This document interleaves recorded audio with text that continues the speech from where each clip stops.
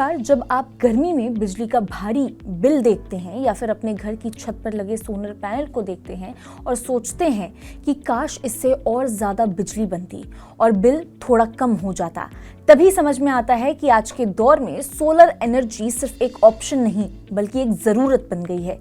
और इसी ज़रूरत के बीच एक बड़ी खबर भी अब सामने आ रही है। जेरोधा के को-फाउंडर निखिल कामत ने 137.5 करोड़ रुपए का निवेश किया है गोल्डी सोलर में, जो कि सोलर पैनल और मॉड्यूल बनाने वाली देश की सबसे बड़ी कंपनियों में से एक है। अब यहाँ पर कुछ अहम सवाल भी खड़े होते हैं। क्यों निखिल कामत ने ये निवेश किया? गोल्डी सोलर आखिर किस किस तरह के काम करती है, क्या क्या काम है उसके? भारत के लिए ये कितना अहम साबित हो सकता है? और सबसे जरूरी सवाल, क्या ये कदम भारत को सोलर एनर्जी में दुनिया का लीडर बना सकता है? और इन तमाम जो सवाल हम आपको गिनवा रहे हैं, इनके जवाब इस वीडियो में हम आपको देने की कोशिश करेंगे।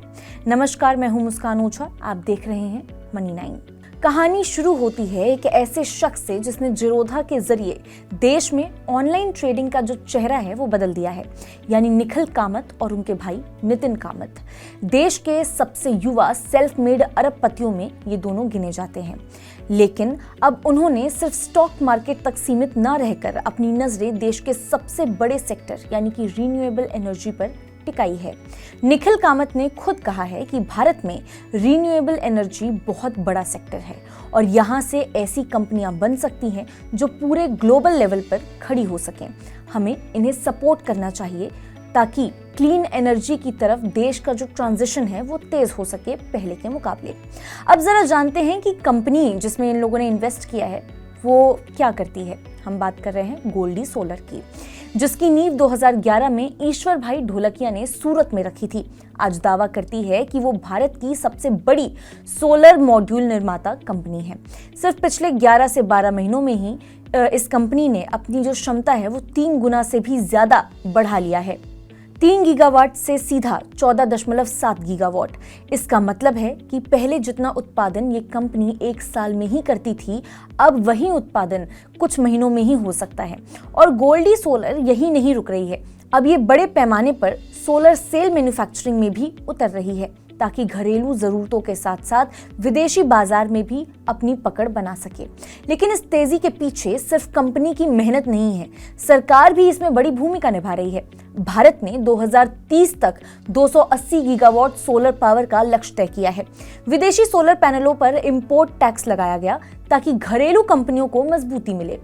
साथ ही प्रोडक्शन लिंक्ड इंसेंटिव्स यानी कि PLI स्कीम के जरिए कंपनियों को लोकल मैन्युफैक्चरिंग के लिए प्रोत्साहन भी दिया गया है। मतलब माहौल पूरी तरह से अगर देखा जाए तो गोल्डी सोलर जैसी कंपनियों के पक्ष में ही नजर आ रहा है। कंपनी का कहना है कि उनका मिशन भारत को 2070 से पहले नेट जीरो की ओर ले जाना है, यानी ऐसा भारत जहां ऊर्जा भी पूरी मिले और प्रदूषण भी ना फैले। ये वही सपना है जो हर घर के छत पर सोलर पैनल, हर गांव में सोलर प्लांट और हर शहर में क्लीन एनर्जी के रूप में दिखाई देता है। पर यहाँ बहुत बड़ा सवाल भी खड़ा होता है कि क्या इस निवेश के बाद गोल्डी सोलर वाकई में ऐसी ताकतवर कंपनी बन पाएगी जो भारत को सोलर एनर्जी के क्षेत्र में पूरी दुनिया का लीडर बना सके?